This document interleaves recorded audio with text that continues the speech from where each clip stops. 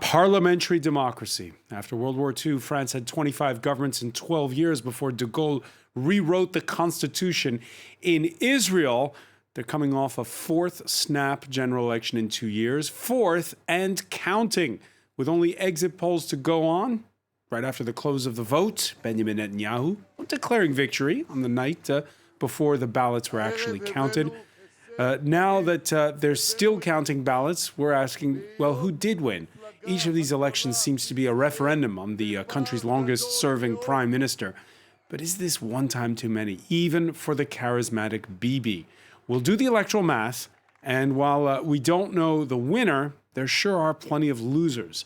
Can we rank Israeli democracy in that column? With a threshold of just 3.5% to win seats in parliament, coalition builders are beholden to small parties like the religious right with outsized powers. Finally, there's Israel's place in the world, a country that again has shown off its know-how with the world's most successful COVID vaccine campaign, but which will no longer be enjoying whoever the next prime minister is, the kind of unconditional backing from Washington that Bibi got from Donald Trump. Which way forward? Today in the France 24 debate, we're looking at the fourth election and counting, and joining us, Franco-Israeli journalist Gil Mehaly, editor-in-chief of Causeur. How are you? Great. Good evening. Thanks for joining here. us. From Bet Shemesh, Israel, a Likud activist and media consultant, Akiva Spiegelman, thank you for joining us. Thank you. Marc Lefebvre, member of the left-wing Meretz party, co-founder of the Peace Now grassroots movement. Thank you for joining us. Thank you. The France 24 debate on Facebook and Twitter, hashtag F24debate. Yeah, many had billed this election as a referendum on Benjamin Netanyahu's winning gamble on going fast on vaccinations, with the country now opening up while over in Belgium, Germany, here in France, we're locking down. You can look how much I'm shining and happy just to sit up in a bar and drink with friends. So he's happy. Shouldn't Benjamin Netanyahu at this time be happy as well? I mean, looking from the outside, if you don't follow Israeli politics closely, you think, wow, a country where that much of the population has been vaccinated, the incumbent should win by a landslide. Well, this isn't the case. He certainly didn't win, but he didn't lose yet. Last year, he was in a more difficult situation. Today, he can count for the moment on 59 seats out of 120. Last year, it was 58, and he managed to make an excellent lemonade out of these lemons. And he's very good at it. So it's not a success. It's not a victory, but I won't bury him yet. You wouldn't bury him yet. Nobody is, but again, it's this. Was COVID not an issue in the end? The only issue for the last 2 years is Bibi or not to Bibi. This is the question. The Israeli electorate is about 75% to the right. There is no ideological differences. We have 4 Likud parties. There's the Likud, Gideon Sa'ar, Avigdor Lieberman, who was chief of staff, and Bennett. The only problem is his personality. If it wasn't for him, the Israeli right would have had today a very stable government with a majority of about 65 or 70%. It's all about him. It's the fourth time that we have an election over the question whether we want Bibi or not, and the result doesn't change very much. So I would say that if we're talking about boxing, he's losing in points, even if he didn't have a knockout for the moment, but he's losing in points. We're seeing, Akiva Spiegelman, that there is the beginning of voter fatigue this time around, with turnouts down. And yeah, in any other country, if you go to the polls 4 times in 2 years and you don't get a clear majority, don't you throw in the towel and let someone else within your party have a try? So in the Likud party, we're one of only 2 parties at this point who actually have primaries. The prime minister was chosen for his position, number 1 in the slot. Until there are primaries again, that's going to be the situation. like you just said, the elections here, this round as well, have all been about just not Bibi, anybody but Bibi. And that leads to a point where he won't sit with that person and that person won't sit with this person, and it makes a whole big mess. Also, another thing, Gil said that there is no ideology. The ideology that you would have been on the left side of the map is now only to replace Bibi. And with that, there's no way to really do what they want to be doing. 31 mandates, or 30, depending on how it's going to end up at the end, we don't know yet, of course, what the final results are, is a pretty big number for somebody who they've already said he's done or finished or won't be able to run anymore. And so obviously there's fatigue. Also, the coronavirus didn't help with this. It helped a lot, though, the vaccination mission here, having over 50% of the population already vaccinated. It helped people to kind of get back to their life and kind of do what they need to be doing. And because of the situation also with the coronavirus still apparent in the field, we find that a lot of people voted from their certain ballots that aren't always there, meaning they had to vote, get in their car and go somewhere. That option was available. These elections were run in a pretty good way, in that allowing every person, whether it's a soldier or a vaccine, a COVID patient, or anybody needing to get there, get it done. But again, we're Akiva, and we saw those images of those drive-in voting centers for COVID patients and for those who just wanted to play it very safe. And again, the question is, he doesn't get the outright majority. You say that he's got that Likud is a party that holds primaries. Will he definitely win the primary again if we do go to a fifth round of snap elections? Netanyahu's popularity in Israel in the Likud lines is something we've never seen before. He has people who vote Likud, some of them only because he's there. And if you saw the primaries where Gideon Saar ran against Netanyahu, the numbers speak for themselves. There wasn't a real competition there at all. So the only way that this ends is when at some point Netanyahu steps down or moves over, then you'll maybe see a different change. But or right convicted. now, he's the elected leader. And as long as that's the case, as all the left parties are zeroing him out, or even some right-wing parties are trying to replace him, it just doesn't work. His popularity is again, unprecedented. And as long as he was elected, and he was, there's no reason to put an X on him.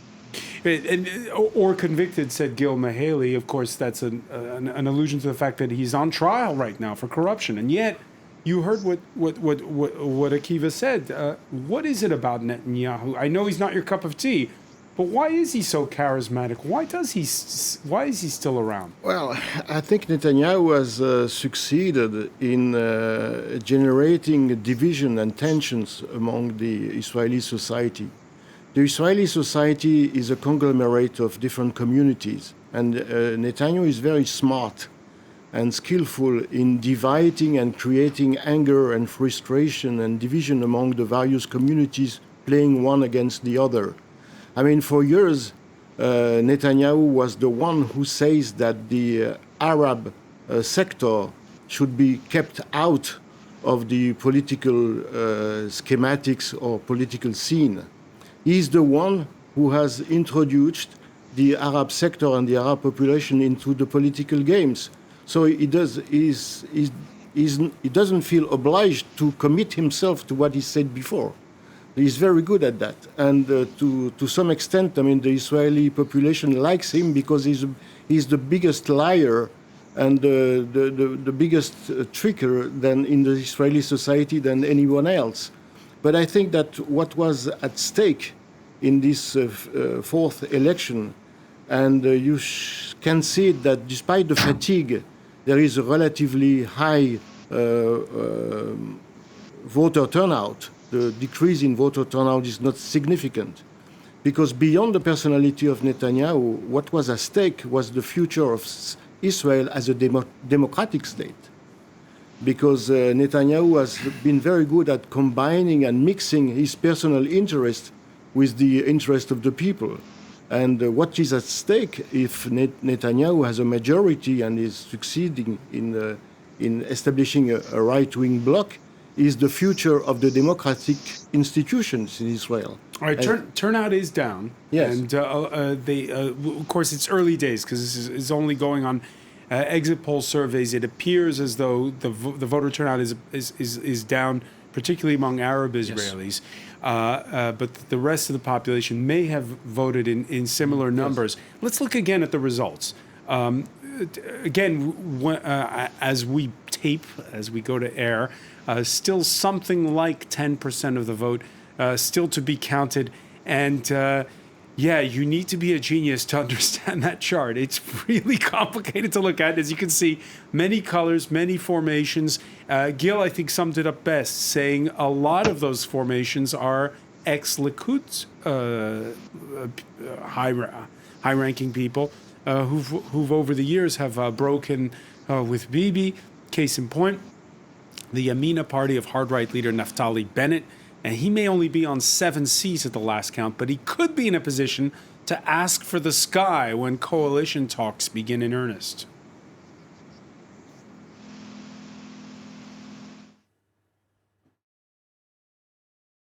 אני נחוש לקדם את ערכי הימין בכל ממשלה שתקום. אבל ימני אמיתי הוא לא שונא, הוא מאחד. All right, so that can be interpreted both ways. A real right-winger does not hate, he unites. That's the other interesting point, is all of these potential kingmakers are hedging their bets. They saying they could go either way, or they're alluding to the fact that perhaps, or is this just a bit of grandstanding? Actually, I don't see an alternative government to a right-wing government. I don't see.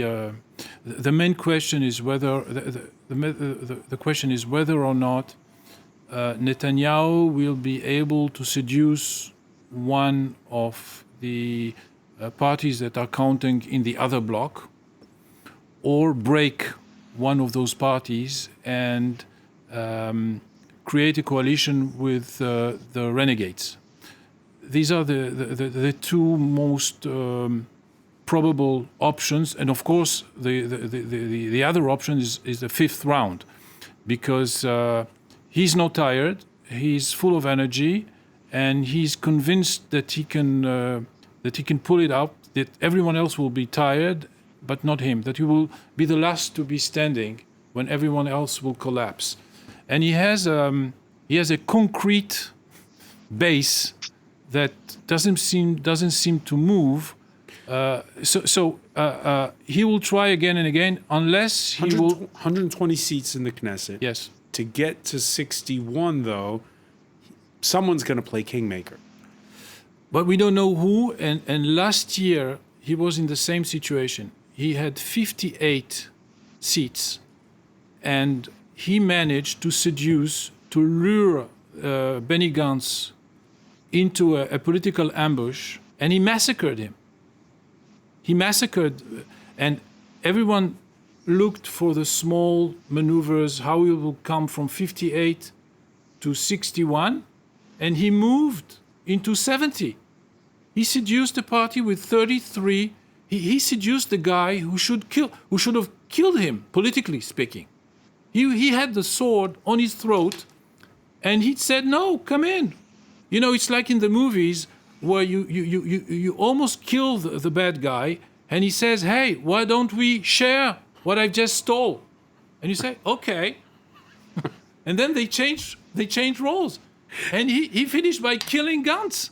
So I mean, the guy's amazing. He's amazing. They're among the kingmakers being talked about, and you mentioned earlier how the same Benjamin Netanyahu a few elections back was warning of Arabs voting in droves. Well, there's Arab Israeli Mansour Abbas, the 46-year-old leader of the United Arab List, or Raham as it's called, who last year quit the joint list umbrella group. They garnered a record 15 seats the last time around. This man, a dentist by training, he's also a conservative Muslim who was asked which side he'd choose. Here's what he said in an interview with Israeli radio. We're not in anyone's pocket. If there's an offer, we will sit, we will talk. Marc Lefebvre, your reaction to that? Well, first of all, I mean, to further comment on what was said, the difference between the last election and this one is that in the last election, Benjamin Netanyahu has succeeded in manipulating newcomers in Israeli politics, former generals who were quite naive. The point is now that the leaders of the different political parties who are facing Netanyahu, they are all hard-timers. He will not be able to play the same games with these hard-timers. And could Mansour Abbas join in a coalition with Benjamin Netanyahu? I don't think so. But I think that Netanyahu has opened the Pandora box with the Arab sectors, because he is the one who has for the first time put the Arab sector into a bargaining position. So far, the center left was shy, ashamed of hinting that they might cooperate with Arab parties. The one who is now very obviously saying, I want to cooperate, I want to do a bargain, I want to do a deal with the Arab sectors, is Netanyahu himself. Okay? And now that this gate has been opened, nobody knows what will be the future of the different political parties, and the Arab sectors is now coming into the political scene in Israel and will play a role. And I think this is a good step for the Israeli democracy. So it's not a Pandora, actually, it's the contrary. For many years, Netanyahu thought that... I'm going to interrupt you, Gil, because we have to take a very quick break. We're going to pick up on this point. When we come back, stay with us. You're watching the France 24 debate.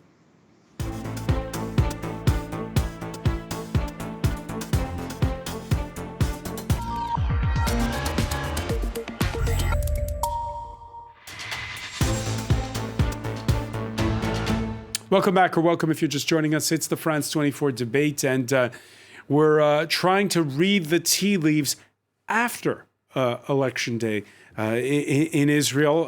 Gil Mehaley, editor-in-chief of Causeur, who tells me often that this is when the elections really begin, because now comes the coalition building. Yep. From Bet Shemesh, Likud activist and media consultant, Akiva Spiegelman, welcome back to the show. Marc Lefebvre, member of the left-wing Meretz party and of the Peace Now activist group. Akiva Spiegelman, your thoughts. Would you like to see Mansour Abbas, the leader of that small Israeli Arab party, in a coalition with Netanyahu or not? First of all, there's a lot to be said about this party, specifically the Ram party. They broke off from the joint list for a reason. They're the more moderate, as you stated at the beginning. They're a more moderate party. Mansour Abbas has put himself in a position to at least communicate with some of the Jewish parties, which is a significant step forward. Another thing I noticed is that I think we lost a bit of the language of politics. It's not about killing the other guy. It's not about good and bad. It's about who's going to do best for the people. And when you see what's going on in Israel right now with the vaccines and that life is starting to get back to its normal course, you can see why so many people came out and voted for Likud. Regarding the Arab party, the Ram party, would I want them in the coalition? Not necessarily. I would want somebody that we can actually have a conversation with. I think that benefits everyone, both the Arab party and the Jewish parties. So, as you said, this is all now the big game starts of trying to put together that puzzle. There are going to be people trying to move from place to place. You talk about kingmakers.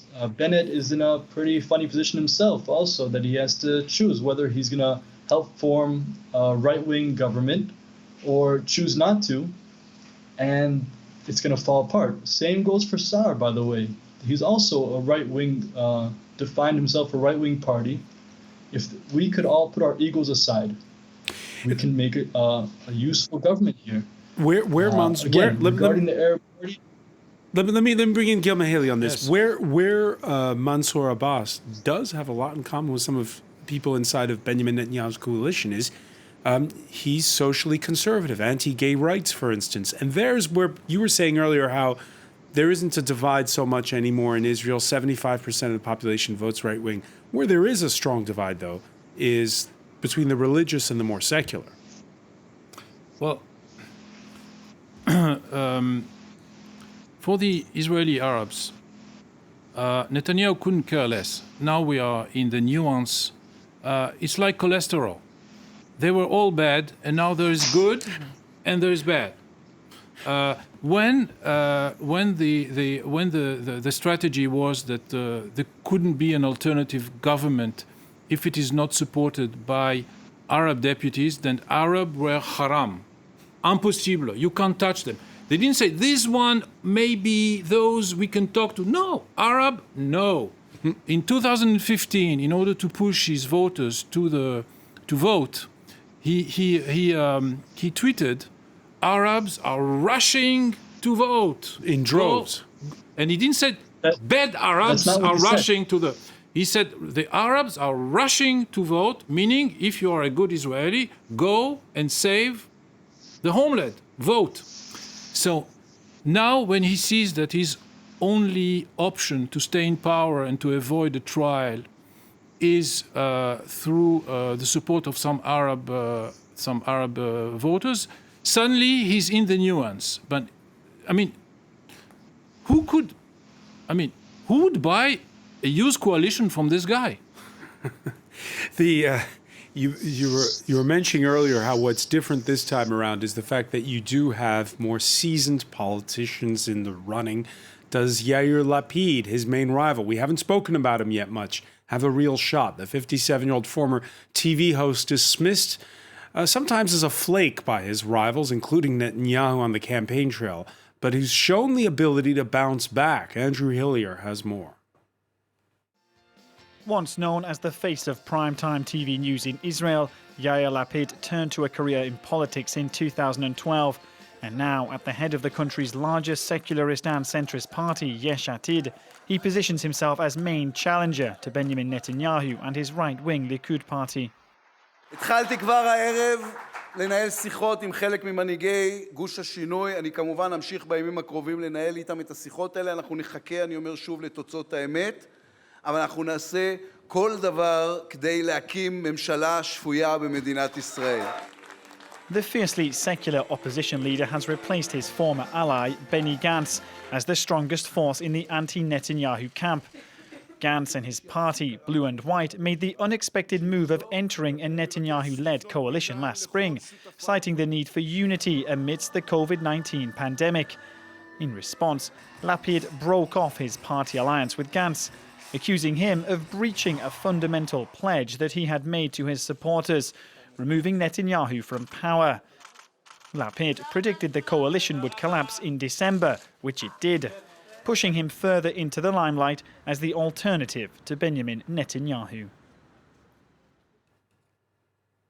So, Marc Lefebvre, we were asking earlier, does an Arab-Israeli party have anything in common with Likud? Does Meretz, your party, have anything in common with Yair Lapid? Yes, they do.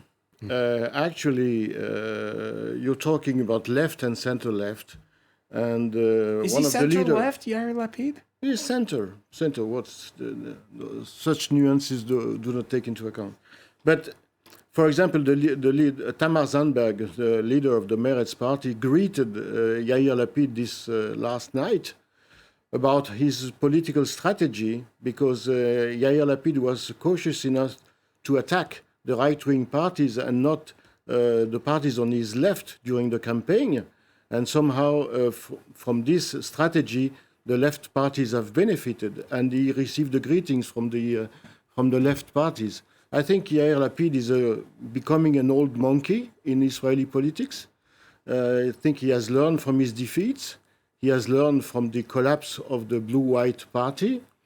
And maybe he's not an alternative for the time being, but he has seated in numerous governments with religious moderate parties like Shas And maybe one day, maybe not this time, but maybe one day, he will be the vertical column of Do an you alternative agree with politic. Gil when he said earlier that Yes. he's got no path this time around to forming a coalition? I think he has a very narrow path. That's for sure. He has a very narrow path, but nothing is built in concrete. Because, for example, don't forget that you have still a significant percentage of votes which have not been opened among 10% of the total votes. Yeah, we won't know until Friday. The double-sealed envelopes. And if you look at the final results of every election in Israel, there has always been a shift after the counting of the double-sealed envelopes, because the double-sealed envelopes population, what is it? Is the diplomatic staff abroad, the soldiers, and now also people who are in quarantine or in hospitals, and also the inmates. And the distribution of votes in this segment of the population is not exactly the same as with the rest of the population. After the double-sealed envelope are open, you see a slight shift towards the extreme right on one side, and the left on the other side. So the small numbers we are talking about may change during the final results in Friday afternoon. Gil Mehaley, whether or not Yair Lapid has a path to becoming prime minister, is he for real? It's a good question. He wasn't for real. The good question is whether or not he's a guy that learns, that advances. I don't know. It was said before that he learned from his defeats. His strategy was very clever. If Netanyahu doesn't have 61 seats today, it's thanks to Lapid. He controlled himself, and he didn't try to cannibalize on his future, to cannibalize his future allies. He reasoned just like Netanyahu in a block. It doesn't important how big you are if you don't have a coalition. Netanyahu did the same. So I think Lapid showed wisdom and self-control.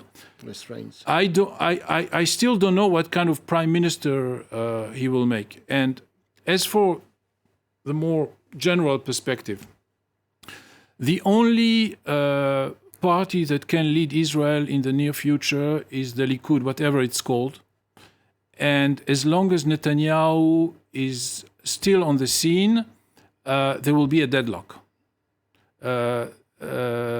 Everyone is positioning. It's Bennett, Gideon Sa'ar, and Avigdor Lieberman are only waiting in order to take over the Likud once Netanyahu is not there anymore. Probably they won't have competition from the Likud because Netanyahu is the kind of king that kills everything that might be a challenge. So all his challengers are outside of the Likud, and they are waiting for the big whale to die so they can cut his flesh. He might have another challenge. Let's talk about it now. And of course they are betting on his trial, that he will get in trouble and he'll have to quit. All right, so we'll see about the trial, but whatever happens at that corruption trial, if Netanyahu does do it again, he'll also have to contend with the new occupant of the White House and hope that he's got a short memory. March the 9th, 2010, then Vice President Joe Biden on a visit to Israel when the Prime Minister surprises his guests with the announcement of new Jewish settlements in East Jerusalem.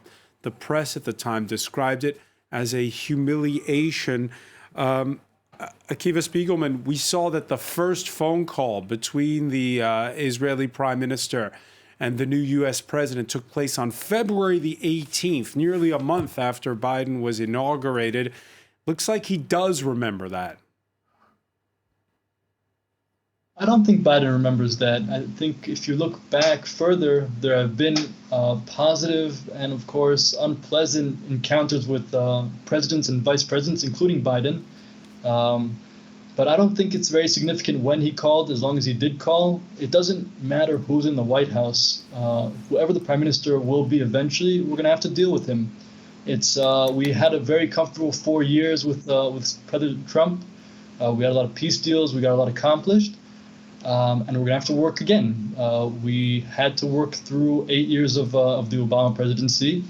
It wasn't easy on Netanyahu, but we made it through. Whatever happens, we're gonna have to find a way to communicate with him as well. It's not the end of the world if they don't always agree, but they're gonna have to find a common ground. If it's Biden who has to find his own niche in the America, which is its own mess, between our mess, I think they're going to find a way to communicate. By the way, again, about the rhetoric of politics, I think all the language of kill and all those things, I think it shows something has gone very off with just the language of politics here and the communication between the parties themselves. Akiva Spiegelman there saying that Biden won't bear a grudge. Do you agree with that, Mark Lefebvre? Well, I think Israel and the Israeli-Palestinian conflict is not at the top list of the priorities of the U.S. and the new U.S. president. I think he has other priorities. Reviewing the relationship with China, reasserting the relationship with Russia, returning to the Iran nuclear deal. The Iran nuclear threat, which obviously Biden will have to address independently of the possible pressure of Netanyahu and the disturbances and the damages created by Netanyahu in interfering with the U.S. political interest in Iran. I think the damage created by Netanyahu with the Iranian nuclear program has to be accounted for. And Biden will show, I think, a politic of restraints and refraining the Israelis from taking initiatives which might disturb the U.S. interest. You heard Akiva there saying it won't affect Netanyahu's trajectory either way with U.S. policy is. Do you agree? Well, I don't think so. I don't think that Netanyahu, whatever his future will be able to further expand the settlements in the occupied territories the way he was doing it so far. Because he did it on Obama's watch. Yes, well, there is not only the Obama's watch. I mean, you have also the agreements about the supply of weaponry, and so I think the Americans will keep a close eyes, maybe in a silent way and in a discreet way for the Israeli politics, but they will keep a close eyes and apply pressure, but soft pressure, not the way, not the Trump approach. Gil Mihaly? The problem with Netanyahu is that he's a Republican senator. Israel was a bipartisan subject in the United States, and ever since there are relations between Israel and the United States, from Truman through to Obama, there were ups and downs, reassessments, pressures, sometimes boycotts, and this is not the problem. The problem is that Netanyahu decided to take sides and to play American politics. The problem is not with Biden, an American president with a different strategy than Trump. The problem is that Biden is a Democrat and Netanyahu is a Republican. And this changes completely the game. And it's not only about Trump. One of Netanyahu's closest allies, even though things got, like it's always with Netanyahu, got sour, was Sheldon Adelson. Sheldon Adelson was one of the biggest, if not the biggest, donators to the Republican Party. The casino magnate who recently passed away. And not to the most moderate Republicans. And he built for Netanyahu the main tool of his power, a newspaper that doesn't have to make money, and he's 100% pro-Netanyahu. So Israel became the 51st state of America, and it's a Republican, non-swing state. All right, deep red. Akiva Spiegelman, do you agree with Gil when he says that it's the death of Sheldon Adelson that is more of a blow for Netanyahu than the departure of Donald Trump? No, because I think the tool that he suggested, the most popular paper in Israel, is still active. It's still going on. Obviously, the wiggle room and the way we can work now with the American government has shifted in an immense way. But we're going to find a way to work with Biden or whoever's in the White House. And unfortunately, Sheldon Adelson passing, it doesn't make things easier, but it doesn't affect Israeli policy. The paper is running the way it always ran. If I'm correct, his wife is running it now, and it's run by Israelis here as well. I think it's business as usual. Nothing has changed. We're going to find a way to work with Biden just like we did in the past. And I don't think Israel is the 51st state. The people have been claiming that since the Yom Kippur War. I don't think it's correct. We're an independent state. We have our own sovereignty, and we're trying to do what we can to make sure that we can live here. And we're doing what we can. If it's to get the people out to vote, if it's to create a right-wing government, if it's to, like I said, communicate with the Arab parties, whichever ones are willing to communicate, we're doing that. But nothing. It's business as usual. I don't see it as such a big blow. Where it is business as usual, and this will be the final question, is the fact that it's the math that we were talking about in part one, and that super complicated potential makeup of what the Israeli parliament looks like. Well, it's down to the rules, which are if you have 3.5% of the vote in a national election, you get seats in parliament. Marc Lefebvre, is the problem with Israeli democracy?